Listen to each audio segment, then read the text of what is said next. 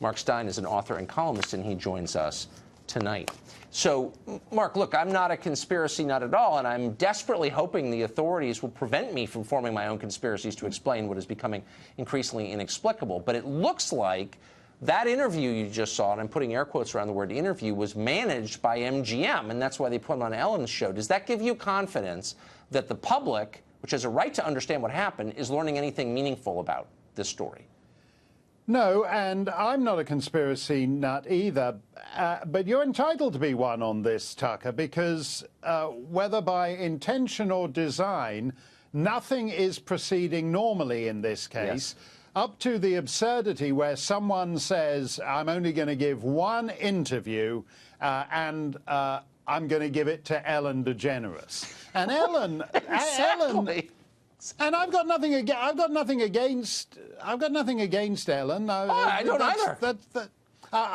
But it seems very a weird choice. And as you say, she manages to say, well, you are a true hero because by getting shot in the leg, you saved so many lives. That's not what happened. That was the old narrative. Exactly.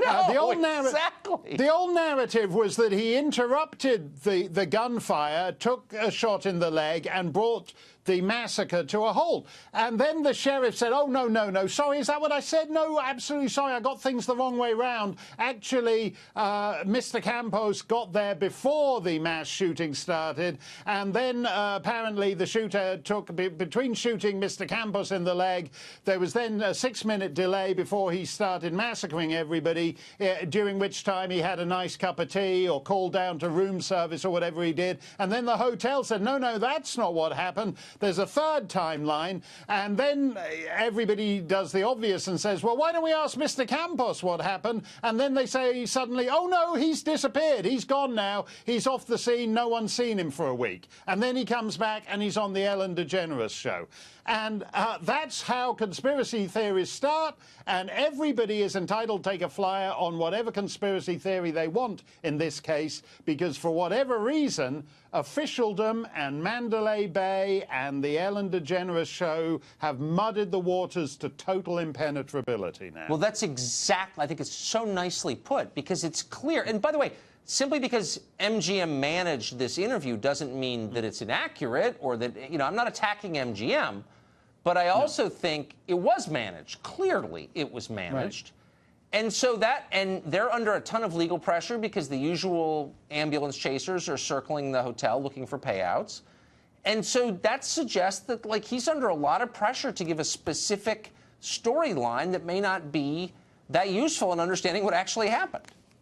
Well, but there's other issues here, Tucker, because Las Vegas is one of the most surveilled cities on Earth. Yes. Because all these big casino resort owners want to know what people are doing in the building from every conceivable angle. So even before we got the big panopticon post-9/11 security state, in Vegas they had cameras everywhere linked to some back office where everybody's looking at what you're doing.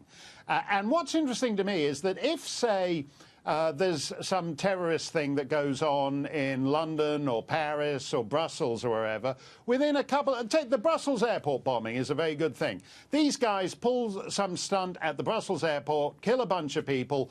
Within 24 hours, you've got the closed-circuit television picture showing the killer moving through the airport concourse.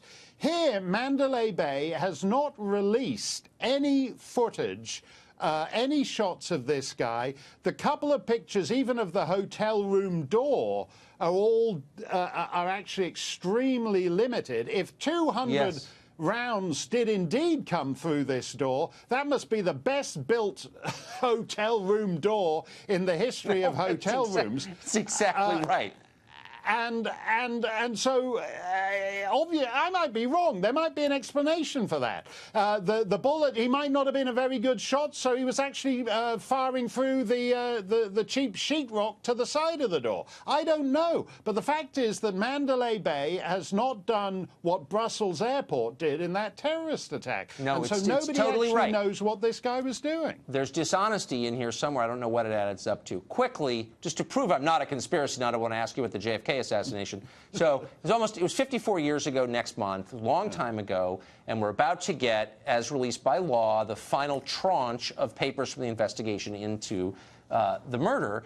The CIA is apparently arguing those papers should be held for another 25 years, which would bring the total up to almost 80 years that they're under wrap from public view. Right. What could be the justification for that?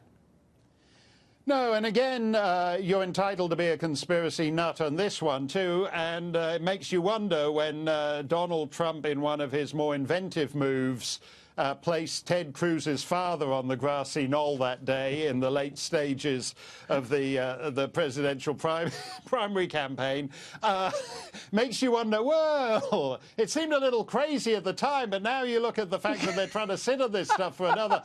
You know, as I think we all know, Ted Cruz was born in Alberta. Was his father operating? I'm going to have to stop you there. Operating on the instructions of the Canadian government? Have we got some Canadian deep sleeper operation going on here? That was my personal favorite moment.